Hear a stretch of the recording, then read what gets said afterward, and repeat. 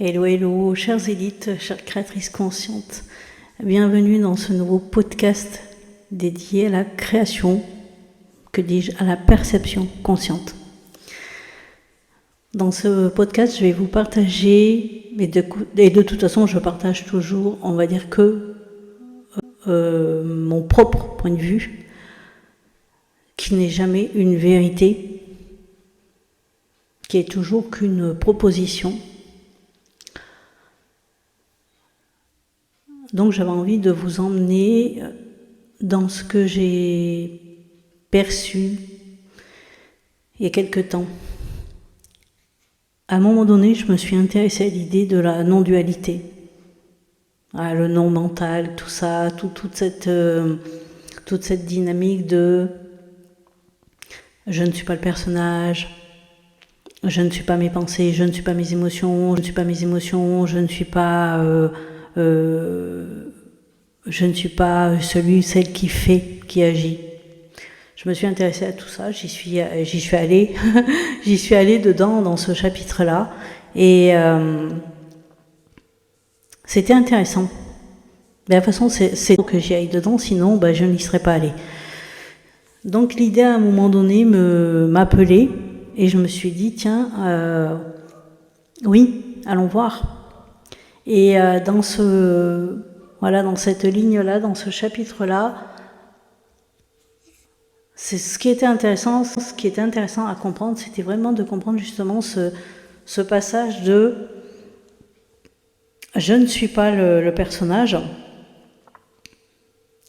c'est-à-dire la victoire qui parle en fait, c'est elle fait déjà partie, le personnage Victoire fait déjà partie, on va dire, d'un bloc avec l'histoire, avec les dialogues, avec les personnages secondaires, avec le passé, avec tout ça. Donc ça m'a permis en fait ici de capter que je n'étais pas que cette victoire-là, puisque déjà cette victoire, enfin ce prénom Victoire est rattaché à plusieurs histoires, et que je ne suis pas que ce prénom Victoire, justement. J'ai d'autres prénoms, j'ai d'autres rôles. Je veux dire, mes filles, par exemple, ne m'appellent pas Victoire. Donc j'ai l'identité maman, je suis la fille de mes parents, j'ai l'identité, je suis la sœur de ma sœur, je suis la mamie, je suis, voilà. Donc en fait déjà là, je percevais très bien que j'avais plusieurs facettes, comme on pourrait dire plusieurs casquettes, donc plusieurs identités. Et avec chacune de ces identités, une histoire.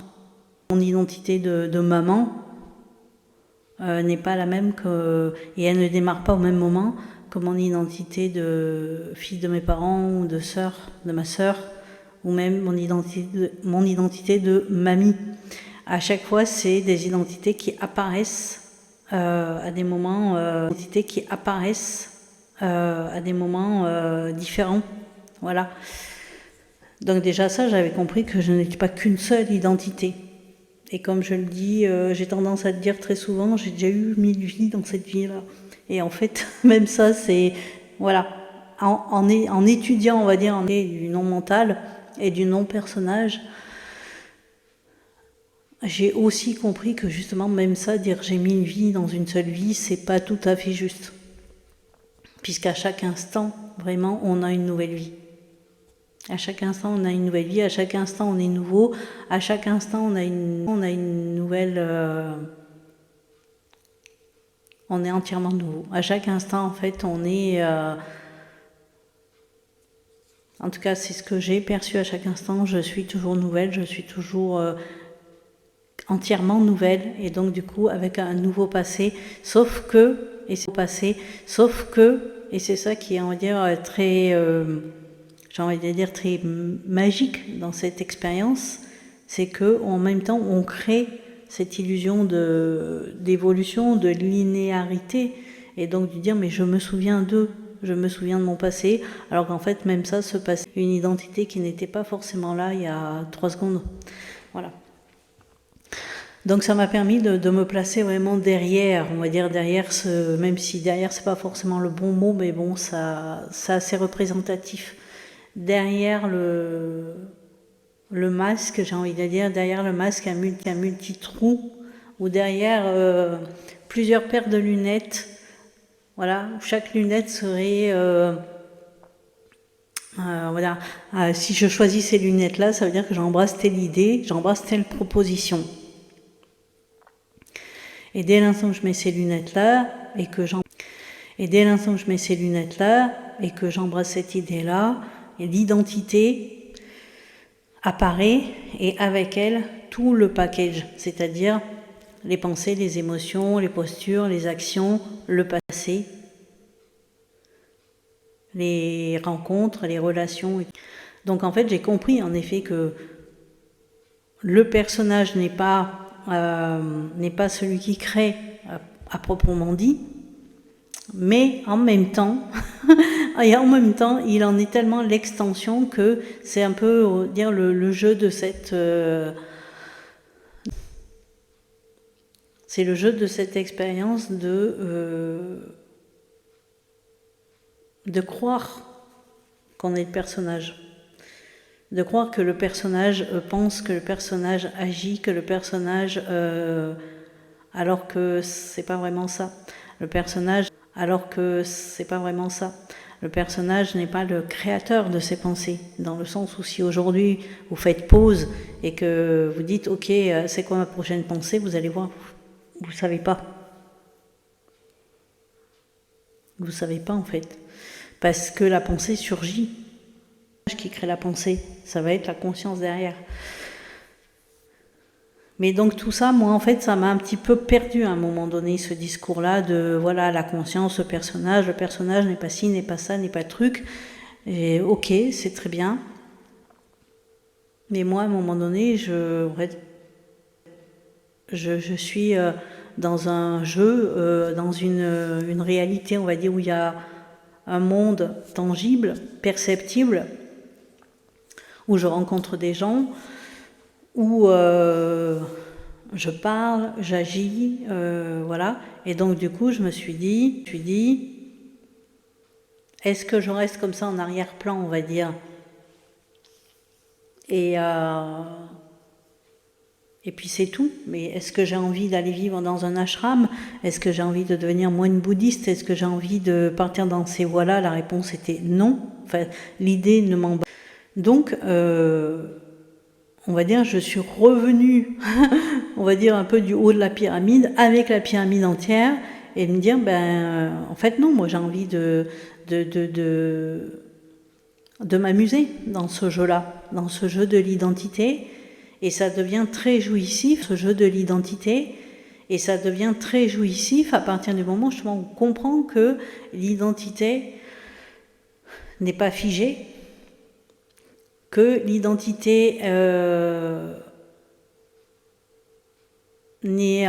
l'identité n'est pas figée, c'est-à-dire qu'on n'est pas obligé de rester. On n'est pas obligé de rester dans une identité. On peut choisir autre chose. On peut choisir d'embrasser une autre identité. Si par exemple demain, en discutant avec, je sais pas moi, un marathonien, avec quelqu'un qui fait du marathon, qui court et tout, et qui me partage donc sa passion, moi je m'emballe. Je me dis, ah putain, mais c'est trop bien, mais c'est extraordinaire, j'adore. Et que du coup, l'idée, je me l'approprie. C'est-à-dire, je l'incarne, je la prends en moi, cette idée du marathon.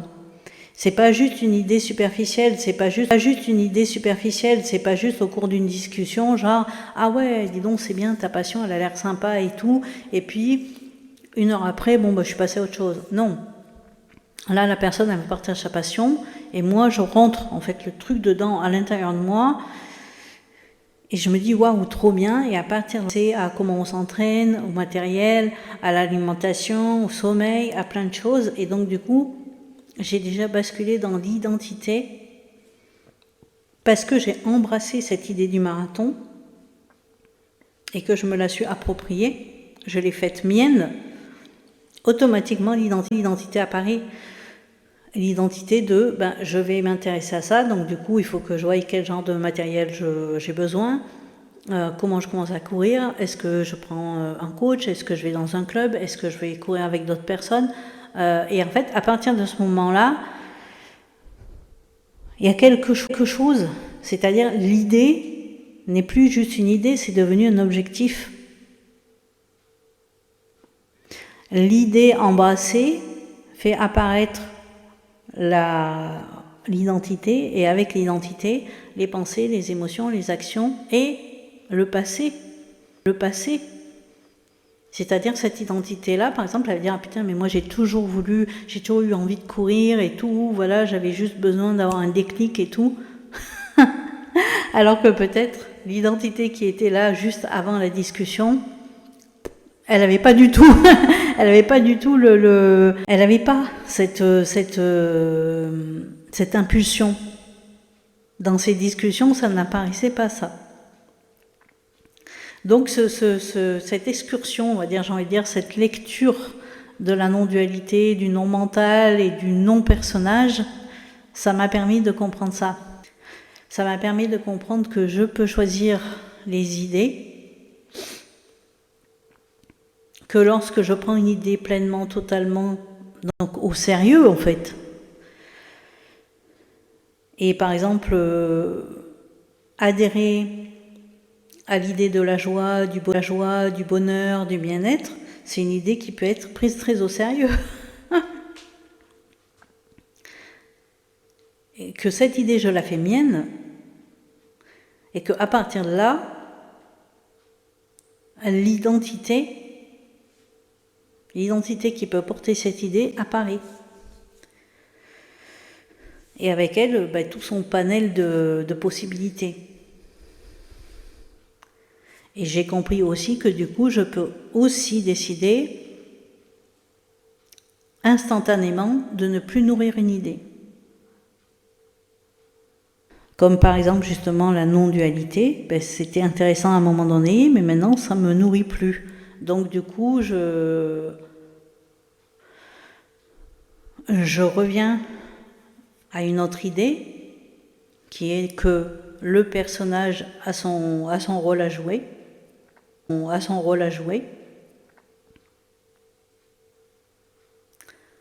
et j'embrasse totalement cette idée que le personnage a son rôle à jouer.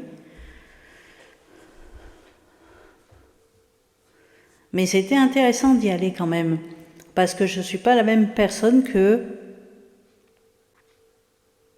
je ne suis pas la même identité que si je n'étais jamais allée dans ce livre-là, dans ce chapitre-là, dans cette ligne-là. C'est-à-dire si dès le début, j'avais pas du tout suivi l'idée de la non-dualité, peut-être qu'aujourd'hui, je ne pourrais pas partager ça, en fait, tout simplement. Je ne serais même pas en capacité de faire ce podcast-là. Donc j'ai vraiment aussi compris ça au fil du temps, justement, enfin même si c'est pas au fil du temps, mais bon, voilà, au fil du temps, justement, enfin même si c'est pas au fil du temps, mais bon, voilà, j'ai compris que tout est une idée, tout est une proposition. C'est-à-dire, il n'y a pas de vérité, il n'y a pas de ça c'est vrai, ça c'est faux, ça c'est mieux, ça c'est moins bien. C'est exactement comme regarder, je sais pas, à la télévision et choisir un programme, par exemple, se dire qu'un reportage est plus vrai qu'une série policière, par exemple. Vrai dans le sens que ça aurait plus de valeur. Ça, j'ai arrêté. En fait, c'est que si je choisis de regarder un reportage, tout le bloc de réalité lié à ce choix, il existe déjà. Et si je choisis de regarder une série policière, c'est pareil. Tout le bloc de réalité lié à ce choix existe déjà. Mais l'un ou l'autre ne sont que des propositions. Il n'y a pas une émission qui est mieux que l'autre et il n'y a pas une émission qui est plus vraie que l'autre. Ce sont juste des propositions. Voilà. Vous me direz comment ça résonne ça pour vous dans les commentaires. Je vous mettrai aussi en barre de description toutes les possibilités pour entrer dans mon univers. Je vous souhaite une très belle journée. Prenez soin de vos narratifs intérieurs.